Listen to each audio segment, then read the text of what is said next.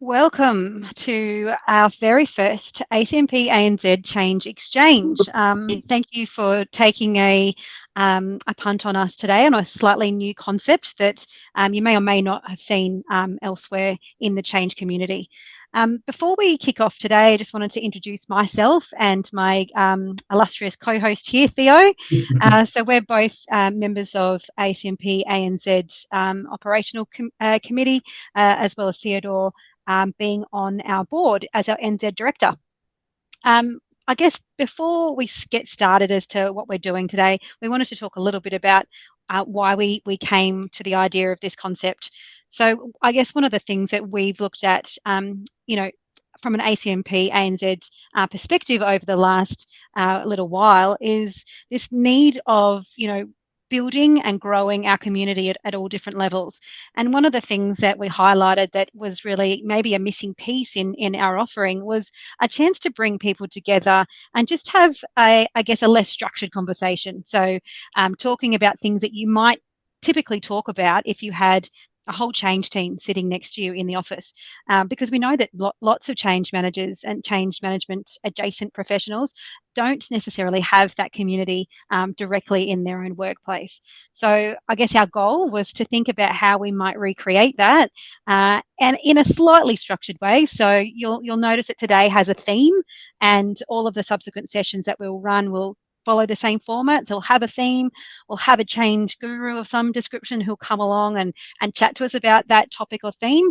But then predominantly, this is a chance for you to ask questions, or if you've got something really burning away in your current role that you're looking to bounce some ideas off or get some advice on, this we're hoping becomes the format to do that. So thank you again for coming today. Really appreciate it. I'll hand over to Theo to do a little bit of housekeeping and then we can get started on today's topic. Yeah, thank you so much, Amy, and thanks for that introduction as well. And before the housekeeping, just to follow on as well, we'll, obviously have these as live events and they will be recorded as well. And the aim there is to continue to grow our offering and even our exposure, as Amy mentioned, while my focus is on New Zealand, but trying to grow both the Australian and the New Zealand side in total. General housekeeping with Zoom. Now, this is a really small group for our live session. So honestly, the people who are attending, if you have questions, just, either pop your hand up or just come off mute.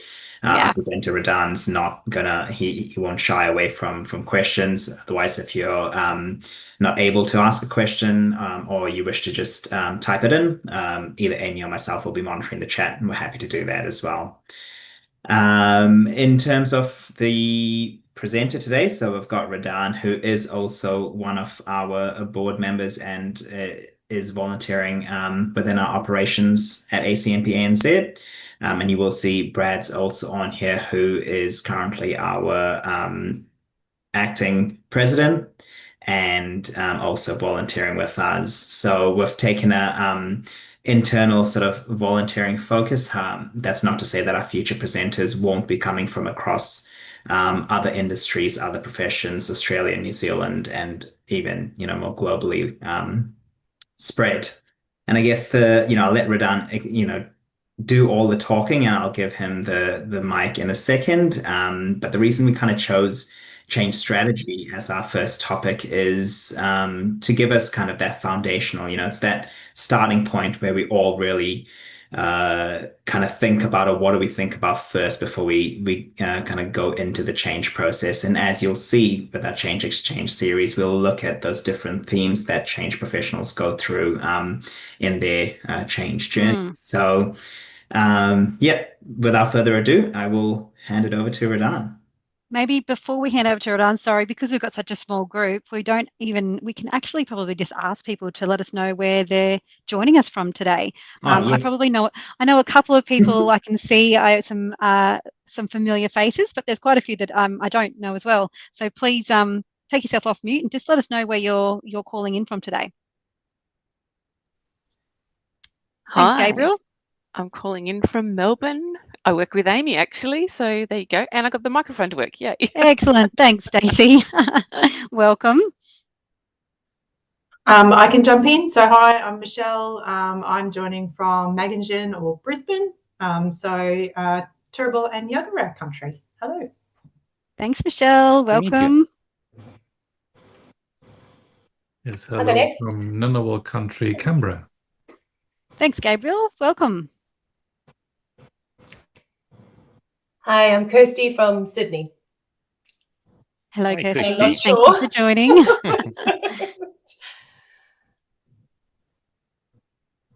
And did we have Shaheen? Hi everyone, I'm Shaheen from Sydney also. Welcome, Glad to meet- Shaheen. Hi Radan, hi Brad, hi everyone. Hey, nice to see you here. Thank you. Likewise. Is there anybody else, Amy and Theo? I think we had can't see the full. Hi Leanne there. was the only one. There she is. Mm. Hi, sorry, I haven't got my my camera on because I just ran in from the car Yeah. after No doing a problem. drop off. But I'm calling in from Melbourne. Thanks, Leanne. Welcome. Thank you. Looks like we've got Peter from Perth as well. Hello, folks. Peter from Perth. I've just literally called in. Hi, how are you? Hi, Peter. Hi, Hey, Peter. Amy. Good little Hey, spread. Shaheen. Excellent. Thank you very much, everyone. Very good afternoon and welcome to our Change Exchange, our inaugural first one. I would just slightly suggest to correct that I'll be doing all the talking. In reality, we would like to have it more as a kind of conversation. And whilst I'm kind of the talking head, please feel free to jump in with any question you might have, or war stories, or if you potentially disagree with some of the concepts or points I will be making. That's precisely the reason why we have Change Exchange, to really learn from each other and move our profession forward. So, as both Theo and Amy mentioned, the topic of today is the importance of change management strategy. I really like the despair.com website. If you haven't seen that, you could order some very nice demotivators. You can make mugs and calendars and all sort of demotivational posters. I think it's quite a good context setting for today's topic. How do we make sure that those challenges will not be so bad, so long, and how basically we prevent those challenges from happening? So, very briefly, agenda. So first of all, why bother with change strategy? We have a look, when do we typically start the change strategy? What are the key factors to consider when crafting change strategy, and what are the key components? Then I will be sharing 2 examples of change strategy and try to kind of share the context and background why it was structured that way. Then we have about 20 minutes for questions and answers. And after that, we would have some key highlights or lessons learned or takeaways, whatever way we want to call it. So Theo and Amy, I will ask you if you can kindly keep me honest in terms of timing, because when I Yes, start absolutely. talking, I sometimes lose track of the time. So why bother with change strategy? Throughout my career, I became really a firm believer that organization change management and value realization are this kind of yin and yang. You can't actually achieve the benefits if you do not modify the organization and employees' ways of working, i.e. through organization change management. And in order to motivate people to actually be willing to change, it's always great to have well-defined benefits, which would be at organizational, departmental level, or individual level as well, both rational, tangible, as well as kind of emotional benefits. So how do we do that? And if we apply the change strategy and implement it well, of course, that it will do all of those things described here on the cogwheels. It will increase our readiness for change. We will be able to manage better the transition period from the old ways of working to the new ways of working. And as you know, typically during that time, there is a dip of performance, both in terms of length as well as depth of that. So all what we do with the organization, reduce this dip of performance, reduce this valley of despair duration, so that eventually change can be sustained, it will be launched into business as usual, it will be the new status quo, right? And obviously, we are aiming to achieve those stated benefits from the original, from the business case. So this is kind of high-level justification. Why bother with change strategy, right? Now, how do we make it happen? It really doesn't matter whether you are applying ProSci methodology or Kotter's 8 steps or PCT or IBM Better Change method or any other method.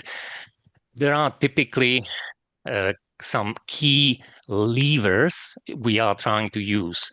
Some of them are at the macro level, like that lead plateau you could see. It's all about visible leadership, where we are trying to really stipulate who is leading the change, where are we going and why.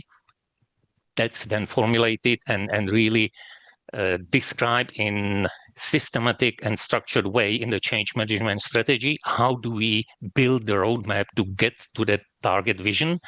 And as I spoke about the value realization, how do we keep on track to make sure that all of those benefits, tangible and intangible, will be realized? Then in the middle layer, we have to think about things like stakeholder impact assessment. How are different audiences impacted by the desired change, and how we also need to assess to what degree the organization, the business unit, the departments, and sometimes individuals, how they are ready to accept the change. And obviously, business engagement, participation, communication, this is always one of the key components of any change initiative. And then within the enable lever, we have the organization design, systems, processes, job roles adjustments, KPI, performance management, all of those things which we are using to kind of nudge the employees towards that desired way of working, and how to make sure that we can actually track whether or not we are moving to that desired direction. Then you have the whole transition management.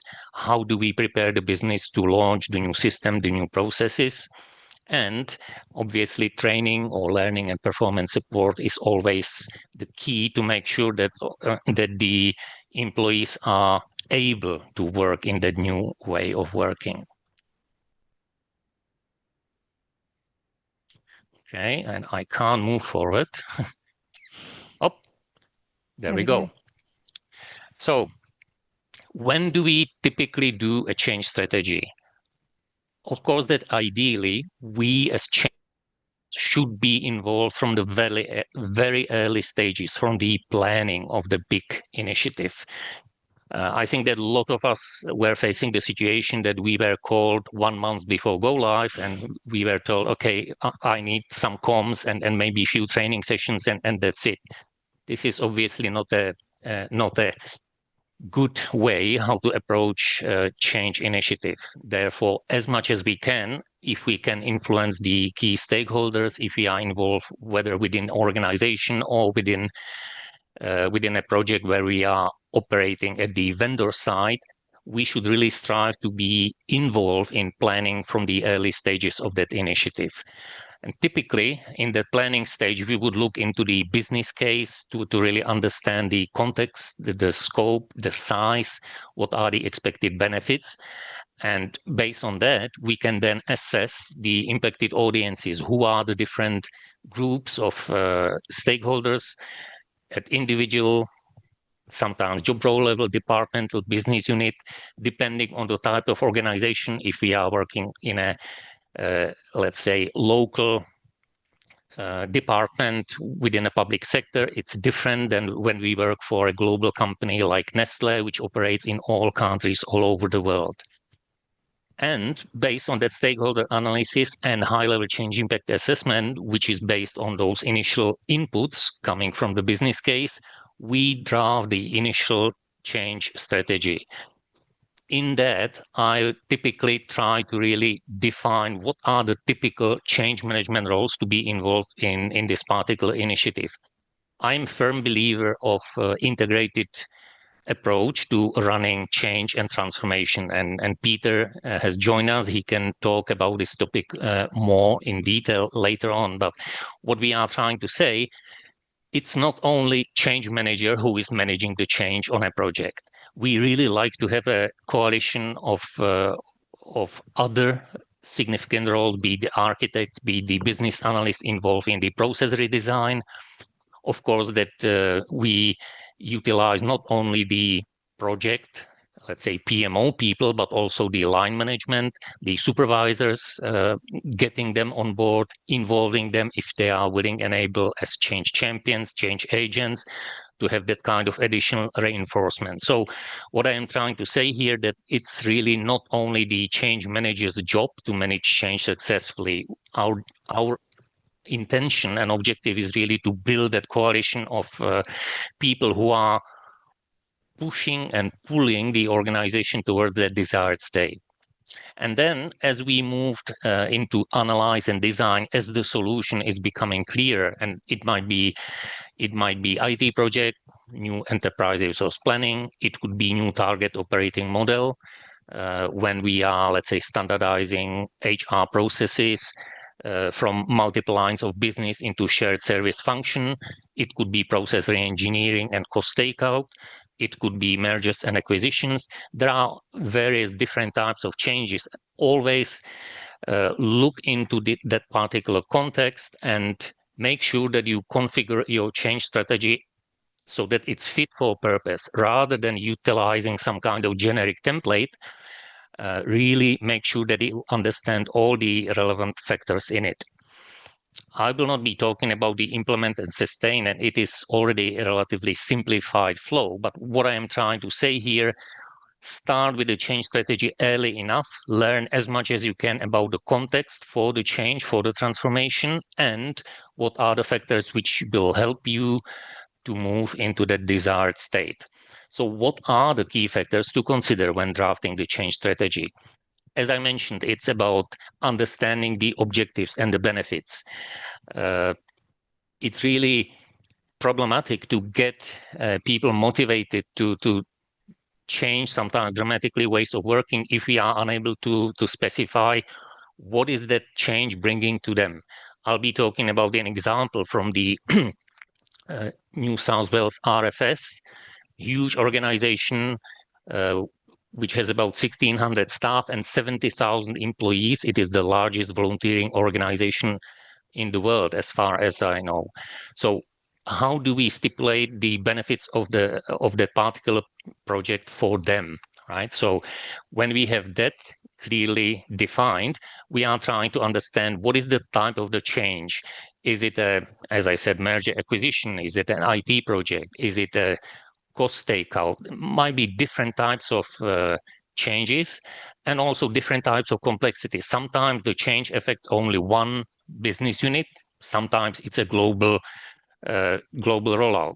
Sometimes, like when I was in Chevron Gorgon, it was a huge greenfield operations. All in all, this whole Chevron Gorgon was $72 billion investment, the biggest single investment project in Australian history.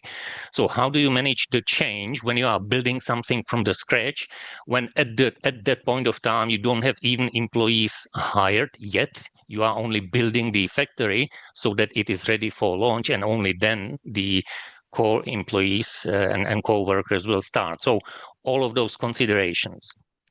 Time frame and sequencing. Sometimes we are involved in a short and sharp projects, a couple of months. Sometimes it's a global rollout of, let's say, CRM or enterprise resource planning, and it could span 7 years. So again, understand these kind of factors and parameters about the change. We spoke about the size and scale. Yeah. So these are the kind of factors which always try to understand well enough early, so that the change strategy could be customized accordingly. Then what is always very useful is to look into the change history. What is the track record of the organization in managing change in the past? You may face some overt or covert resistance because of the bad experience the employees have made in the past. They may become cynical. Or another problem might be that the organization is under a lot of change stress. They have so many competing initiatives which are vying for the same resources, which are hitting the business at the same time, and people lose concentration and focus. They become really, really tired. That's unfortunately increasingly more and more the reality in today's VUCA world. Did you want to add something, Amy? Oh, sorry, I was just agreeing. Sorry. Okay. Yeah. I'm also always trying to understand the kind of maturity of the change leadership and sponsorship in the organization. Things like doing communication audit. What are the successful channels used for communication in that company? But also, how do they communicate? Do they only cascade formally, infrequently? Are there some town halls? What is really the way the changes have been communicated and how successful it was if you are able to obtain such an information? Change resources, that goes back to that point I have mentioned earlier about it is not only you as a change manager driving the change. You can tap into a lot of additional roles from let's say transformational office. If you are fortunate enough and the organization have enterprise change management as a capability, then it's completely different ball game as opposed to if you are working on a single change manager project, right? So, and then you have some additional factors. Could be, for instance, pandemics, right? COVID brought a lot of working from home, which previously was not really utilized that well, but it fundamentally shifted a lot of organizations and how they manage the change. So after you try to really tease out all of those different factors, consider them, that's where you then collate all of those information into formulating a change strategy as a essential tool which will help to manage the people and organization change in the company. So what are the key components? And you would have already guessed that some of them were coming through the previous slides. Clear change vision. That's important for obviously building the messages, the communication plan. Based on that, you can then tease out initial high-level change impacts and stakeholder assessment. In the next phases, you go deeper, you go into detailed change impact assessments. Then I spoke about the change readiness and risks, right? So again, all what you are trying to formulate in the effective change strategy is to have a roadmap, which is on a bigger horizon, trying to focus on how do we achieve the desired outcomes of our initiative. We look into the roadmap and governance. If we have, let's say, network of change champions, how often do we meet with them? How do they interact with the sponsor? How do they participate in, let's say, training activities as super users? Or again, depending on a specific organization, its culture and successful modus operandi, all of those things should be ideally stipulated in there.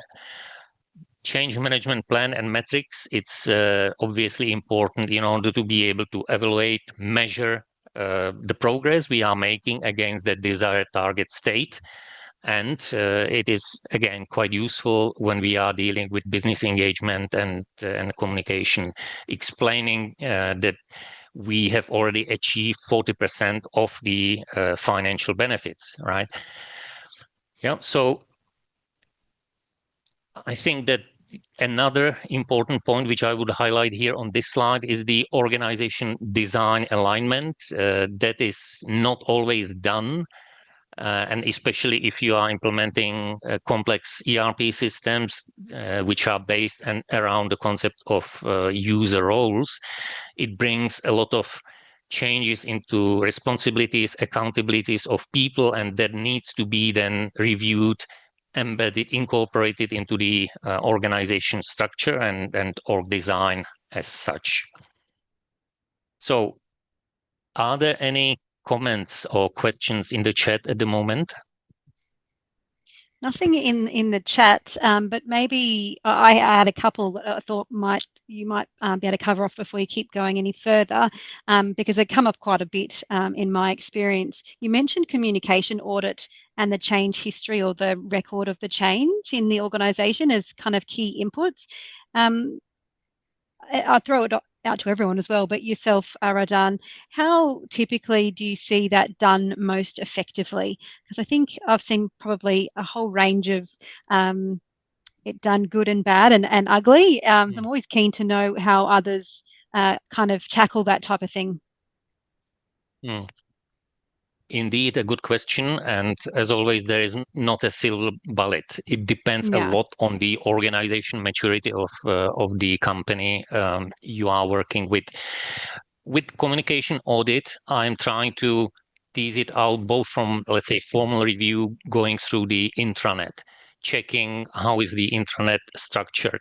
Is it only about kind of corporate messaging? How is it covering things like process documentation, performance appraisal systems, and so on. So trying to really understand how well and effectively is the intranet and knowledge management utilized in the company.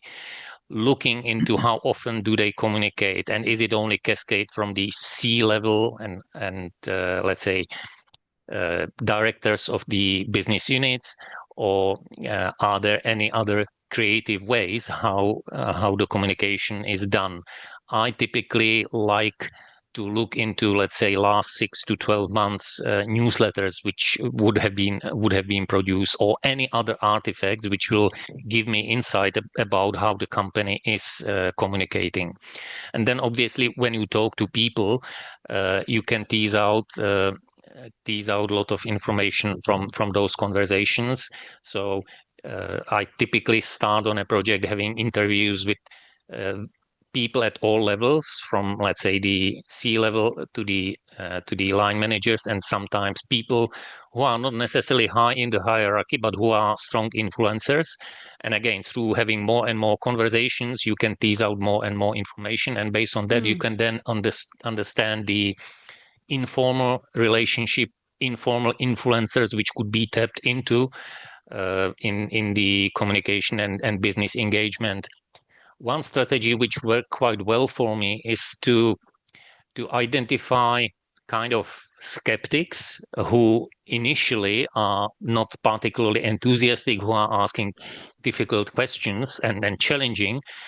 If you are able to work with them closely and turn them around, they are your best champions, because people will think, okay, so if Brad was so negative and now he is supportive of the change, there must be something to it. Otherwise, Brad, wouldn't go for it. So that's kind of immediate response.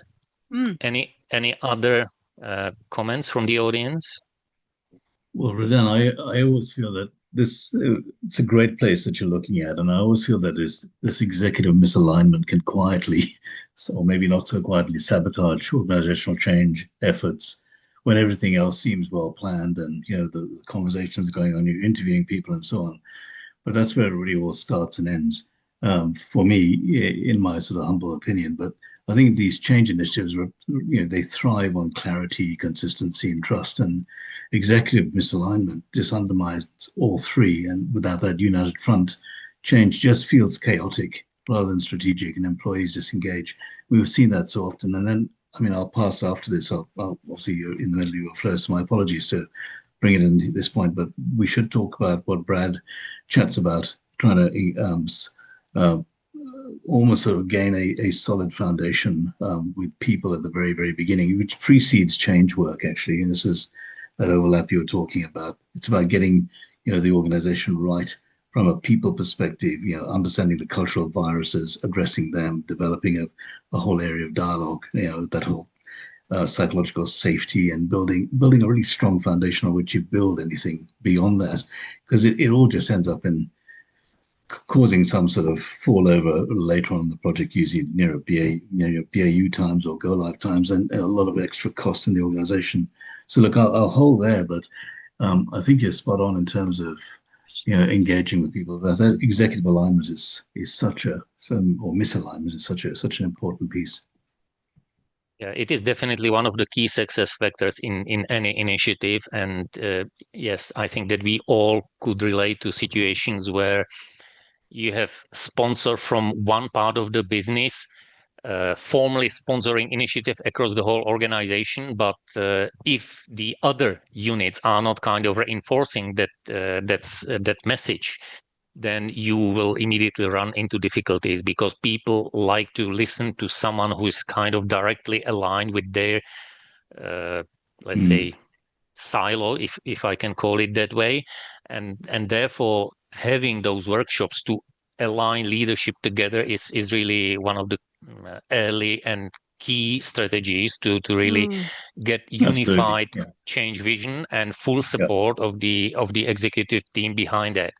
But if you then continue further, I really like the concept of the corporate black holes, which Daryl Conner introduced a long time ago, and that was about the middle managers in the middle. You might have brilliant initiating sponsors on top, but if the mid managers are kind of ambivalent or not having skin in the game, then all your messaging disappears into the ether, and you will have big problems. So not only executive leadership alignment on top, but really focusing on that middle layer is another important part.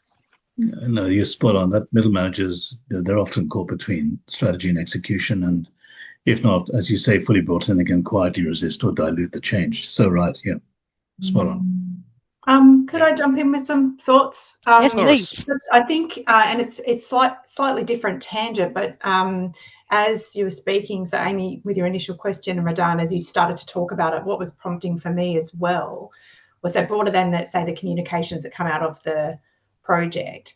So it's just because, however it came, it just prompted me to think about, like, what is the governance structure within the program for managing the decisions? And I think that was part of where, I think, Amy, your initial question just prompted me to think about that. And I think that's another element here. So outside of, and be interested in your thoughts, right? So outside of the communications audit you do on how communications are delivered to the organisation, what is the structure and the process for how we manage the decisions that we make within the program from a change perspective, that, tracking and bringing the structure and that clarity to the program. And I think that there's this link. So there's strategic and there's tactical, and there's different ways we can approach it all. But I was interested because I guess my mind was taken to things like, lessons learned. So some of that tracking, like, have you seen examples where maybe it's tracking like a decisions register or something like that, whether it's at the program or specifically around change? And I think there's some real value in that, because it can feed through to lessons learned, like for wrapping up at the end and handing over to BAU. But I'm interested in what you might have seen, and that I think there's this there can be a bit of a cultural impact around what's the way we do things here. About, do we accept decisions that we've made, or do we continually come back and revisit them? So, that idea of, we've made a decision, this is the direction we're going in, let's go there all together. And we record that, we have traceability against those decisions, we stick to those because it's consistent with what the change is and where we're going, versus, have you seen that, perhaps be the bad and the ugly version, where decisions and things are continually revisited, and how do you manage that? Yeah, well, I think we will need about a week to address all of those topics. And maybe lots of wine, but yes. Yeah. Feel free to bring wine along to these sessions. Maybe it will help keep things flowing for everybody, to be honest. Yeah. Look, if I start where you were pointing to the decision, so definitely I am big fan of the RAID log. So risks, issues, assumptions, and decisions, right? And this is something which is shared across the whole project or program, so that everybody has access to that, and there is no misinterpretation what could have been agreed, and so on and so forth.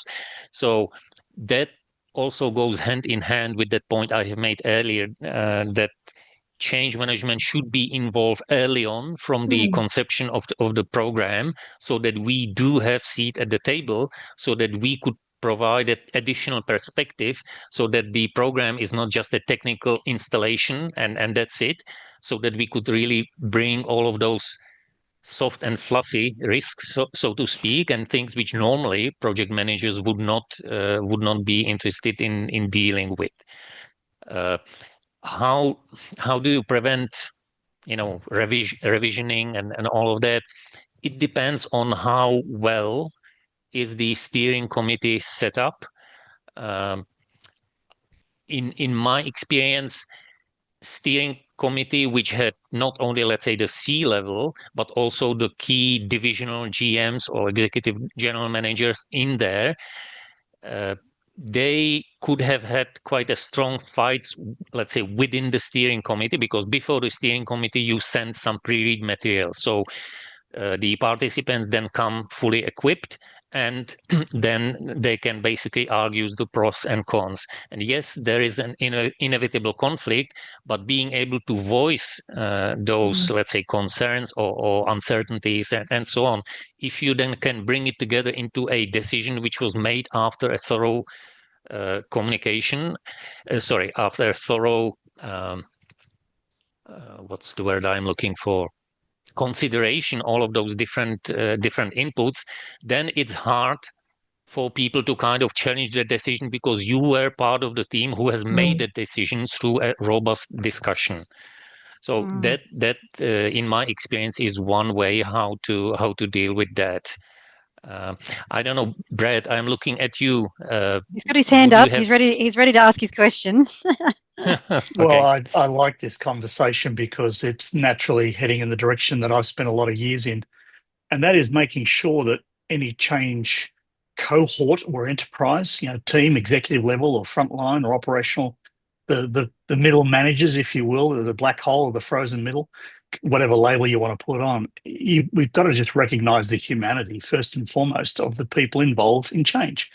And we're all having to adapt to change quite literally on a daily basis in our private lives as well as our professional lives. So to the point Michelle was raising, if I may offer a couple of thoughts that could be helpful, and happy to, you're right, Radan, we'd need a week. We've done this on a few of our previous discussion panels and webinars, but let me just encourage you to think about this. The single greatest risk that every change strategy or initiative faces is people, their behavior, and how that behavior comes together collectively, how we show up for one another and with one another every day in initiatives like yours, Radan, that you're referring to, and others that are clearly engaged in as well. So here is what I want to just say a couple of things and point you in a direction, and feel free to reach out and have a chat at any time. One of the skills we don't teach and is essential for effective change is dialogue. And we talk about conversations, we talk about discussions, we talk about this, we talk about that. Dialogue is a very, very powerful, effective process when it is understood and when it is practiced. We don't teach it. We don't teach it generally at university. We don't teach it in corporates generally, and we don't teach it in schools. However, we assume people turn up in the change project or the strategy or in the C-suite or the decision-making steering committee equipped to have that gentle, respectful, and robust exchange of difference. Theo thinks one thing, Amy thinks another, Brad thinks something different, and Michelle and Kirsty think something different. And yet we've come together to achieve something we can't achieve when we're apart. It's called organisation, right? So this capacity for dialogue is one of the most powerful and effective investments we can make in our social system of organisation. Second thing, crucial moments. So what I'd like you all just to reflect on, we haven't got time to really deal with it right now, but these are the trigger points. These are the points of awareness. Have a think about your moments. We call these crucial moments. Have a think of these, right? And think of them in the context of your change program or project or strategy. These are moments of, here are three that stand out and are well studied, well understood. What do you do in these moments, you and your colleagues, right, in the change program in your organisation? When you're disappointed with the decision that Theo made, Sorry, Theo, I'm throwing you under the bus, mate. Theo makes a decision. He's the business stakeholder. He's the business sponsor. He makes a decision and we're disappointed with that decision. What do you do about that? How do you handle that? How do you approach that? How do you address that? Next one, what about when we're in disagreement? So Theo sees the program this way or the project that way. Amy's got a very different view of it, and they're both highly experienced people. They both want what's best for the organisation. So disappointments and disagreements, these happen every single day. And by the way, the last one is misunderstandings. So what I want you to do is think about those 3 moments. How would you and your colleagues in your organisation show up differently tomorrow from the way you're showing up today? Because what we know from extensive research over the last 20, 30 years is that most people either arc up and get noisy or they shut down and go silent. And there's our single biggest problem. But it's also our greatest opportunity to de-risk our projects and our investments. I'll leave it at that. Spot on, Brett. And I think what you have mentioned is another point which I probably should have mentioned earlier, and that is very often, sorry, Peter, I'll give you a word in a second. Typically, as change managers, we are focusing on the organization, i.e. external to the project. But I believe that we are also responsible, to Brett's point, for being effective, high-performing team within that program, right? Those useful skills, starting from how to run effective meetings, how to disagree and reach basically conclusions which can be implemented and supported by all of them. So change managers should focus not only externally, and by that I mean the kind of target audiences of the change initiative, but also we should be driving the performance of the team we are part of to make sure that we are all successful. Peter. Actually, sorry, no, Radan. Just please. before you jump Yes, in there, go ahead. Peter, Yeah, there's please. 15 minutes to go, Radan. Just wanted Okay. to give you a time check. Sorry. Yes. Just before you launch into Yep. another piece, just thought I'd give you an opportunity. All right. Thank you. No, I had nothing else to say at this stage, so let's keep going, Radan, please. Okay. Look, this was just an example I wanted to share. When I worked some 8 years ago in the New South Wales Rural Fire Services, as I mentioned, it's a very unique organization. It's a public sector, about 1,600 staff and about 70,000 volunteers, which are operating across New South Wales in some 2,000 brigades, right? This initiative I was involved in as a change manager with having one change resource was about replacing the legacy system for bushfire risk management. It was very obsolete, ancient, a lot of paper, manual double keying, and a lot of challenges. So they were quite excited about the new system, which was geospatial, meaning that you could have it on your smartphone or iPad. You could immediately map the area of the risk hazard on your mobile device, upload all the findings, and all of that would be then basically shared, processed, and could be then used for additional processing of what the rural fire services do.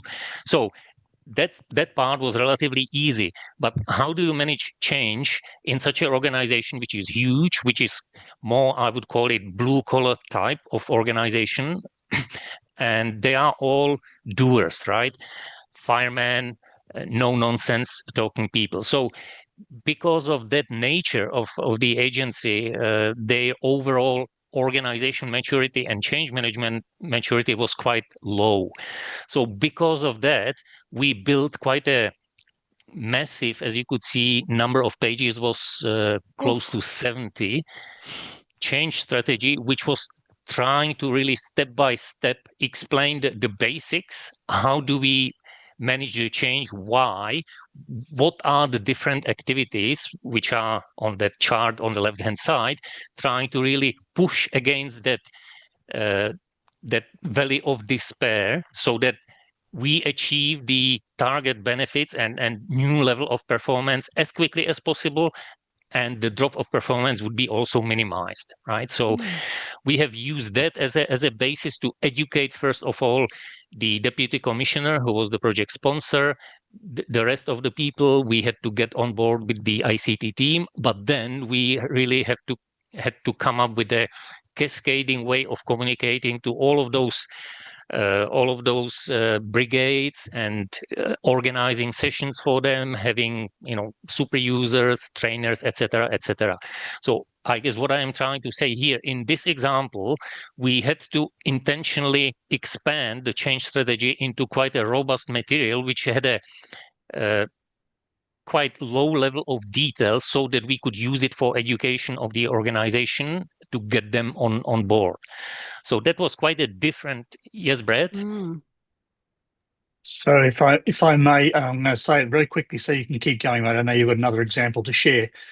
The question I have for you, though, all of you, is what are the written rules for your people, and what are the unwritten rules? The written rules and the unwritten rules. This is really important because we have many documents, many artifacts. We produce them with incredible abandon and alacrity and pace and scale and volume. However, people don't always follow those rules as articulated in those artifacts. People follow the social rules, the unwritten ones. Theo knows that Amy knows, and Michelle and Christine, and we know how it is to survive in our organisation, how to succeed in our organisation, and we'll find a way around the written rules. So I want to encourage you to think about the written and the unwritten rules. Leave you at that. Yep, great point as always, Brett. And just to conclude on this specific example, one of the ways how we got people interested was to have plenty of so-called conference room pilots, where we had a prototype of the software, so people could watch on their smartphones and could play with that, and that was very convincing. And when they imagined the significant reduction of the paperwork and all the manual work they were doing, that was quite a significant tangible benefit for them, and that really helped in getting the acceptance to that initiative. So the other example, and I'll try to rush it through, is from a large, well, the oldest Australian bank. You could guess which one it is. And when I work in IBM, I was a member of the Agile Squad, and we were working on a implementation of a new cloud solution. It was called HPS, Hybrid Platform as a Service. And the bank at that point of time moved quite actively into agile ways of working. So that, of course, is quite different to waterfall, and that brought quite a different way of thinking. Here, it probably illustrates that point I have mentioned earlier, Michelle, about us working closely within the team. So we were part of the development and design workshops. We are putting the change management hat on as we were developing the functionality in the drops. And as we learn more and more about the particle solution which was being developed, we were able to interactively and in a very fast pace make all of the typical artifacts like the impact assessments, trying to really take the user stories and convince them, and translate them into convincing communication artifacts, which were then used for communication. We have built a newsletter called Claudia, and we followed quite robust communication schedule, because it was all in those 6 sprints, each sprint having 2 weeks. You could see that there was heaps of events, and sometimes we didn't know in the beginning of the sprint what actually will be the solution, which functionality will be actually delivered by the end of it. So we had to be really flexible. And while there was an overarching communication about the grand vision, it's about new way of providing development environments, let's say, for the IT teams. And eventually it was geared towards preparing the bank for the customer hub and new payment platform, which were huge Australia-wide initiatives ran at that point of time. So we had to kind of balance the overarching messaging with the specifics around each of those drops. And we started small and we eventually built bigger and bigger and bigger. So it was quite a different way of managing the change, communicating, in comparing with the previous one, where it was really planned for 2 years, because rural fire services, they could not train during bushfire season. We all know how hectic it is during bushfire season, right? So this is that other factor I was talking about in the beginning. When you are drafting the strategy, what are the kind of constraints and limitations which you need to consider? Yeah. So given that we already have some questions, can you tell me, Amy and Theo, are there any other in the chat? Nothing in the chat specifically for a question there, although Michelle's just dropped a point in about how good it was to see the examples. I probably similar to me. 70 pages, Radan. I have to say that nearly fell off my chair then. Would you say that's all socialized, or that's maybe a lot of getting your own thinking down as well as socializing that? It was all of the above. Usually, my change strategy is not that long. As I said, we have used that as a way of educating the RFS and the key stakeholders and getting them on board, right? But generally, the section would be similar, just depending on the type of change initiative.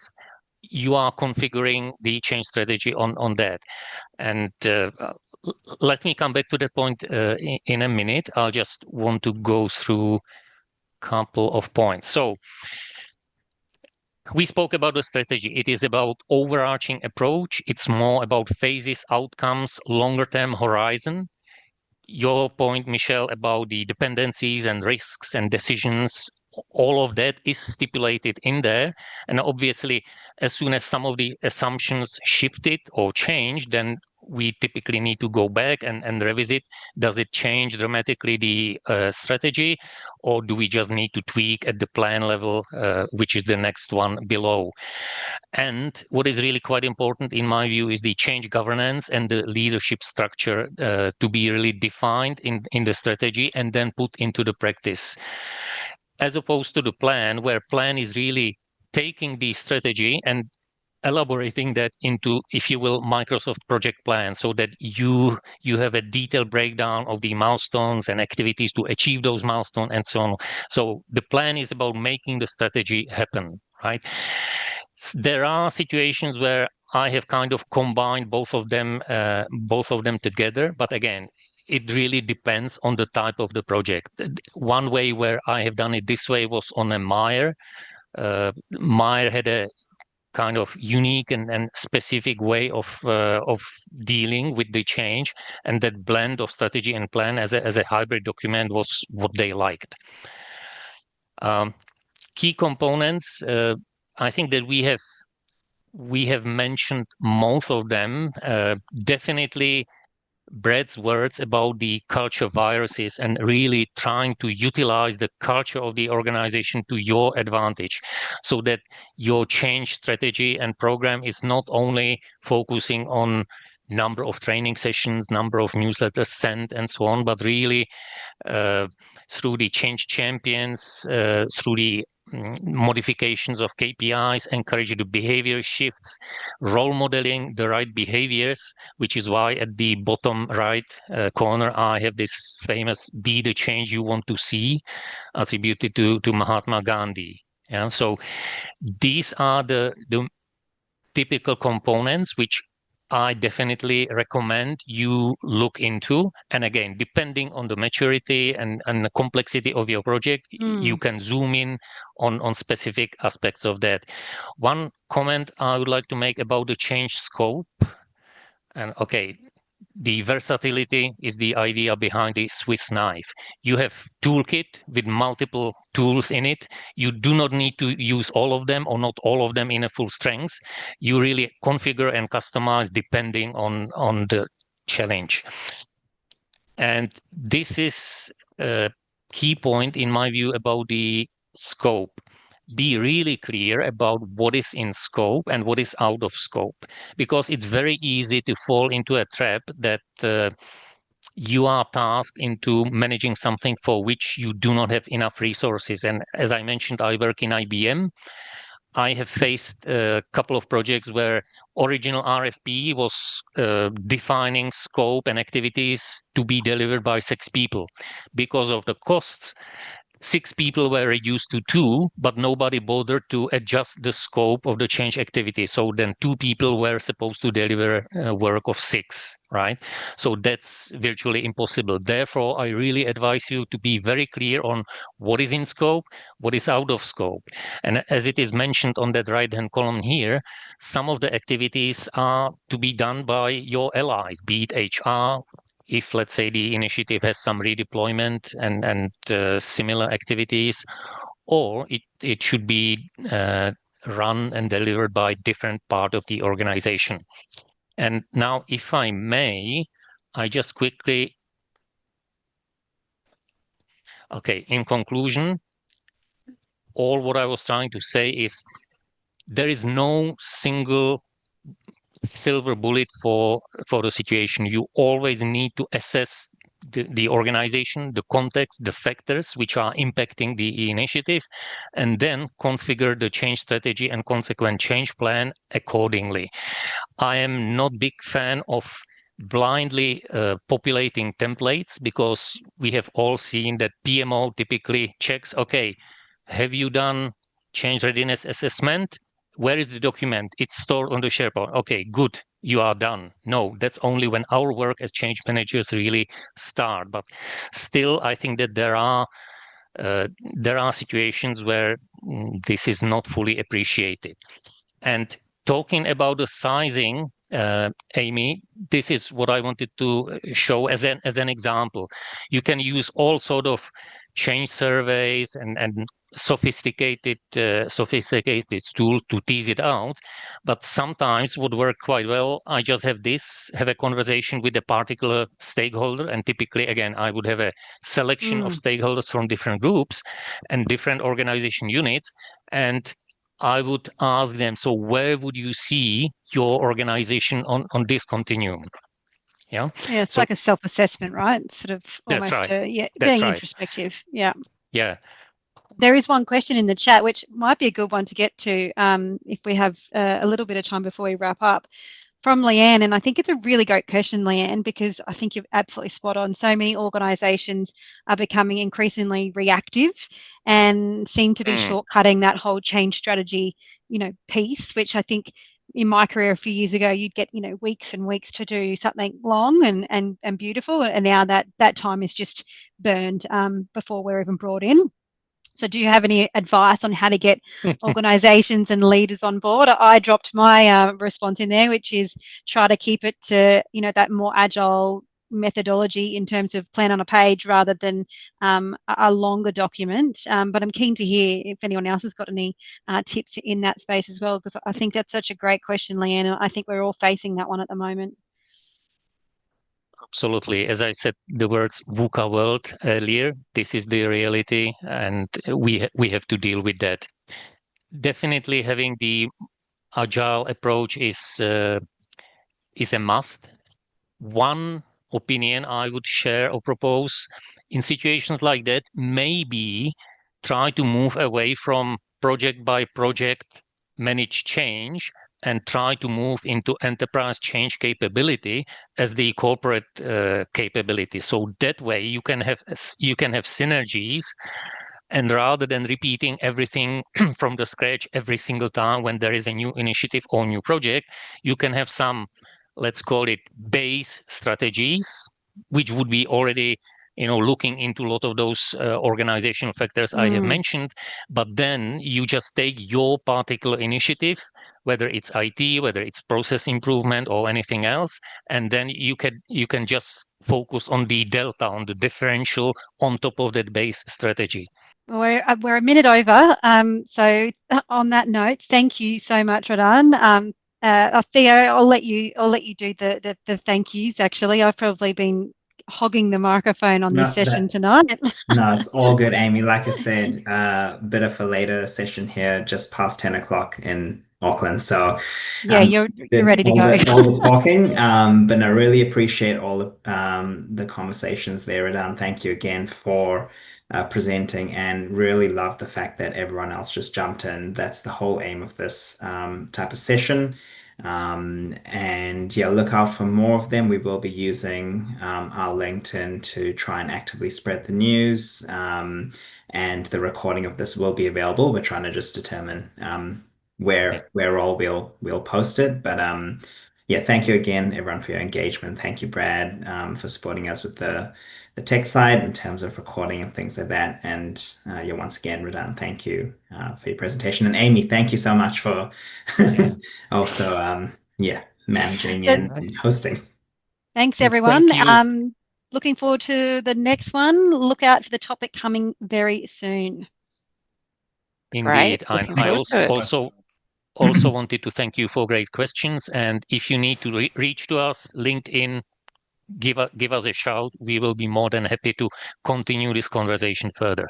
Sure. Thanks, Thanks so everyone. much. Have a nice Thank you, evening. Everyone. Thank you. everybody. Bye-bye. Bye now. Bye. Nice to see you. Bye. Bye now.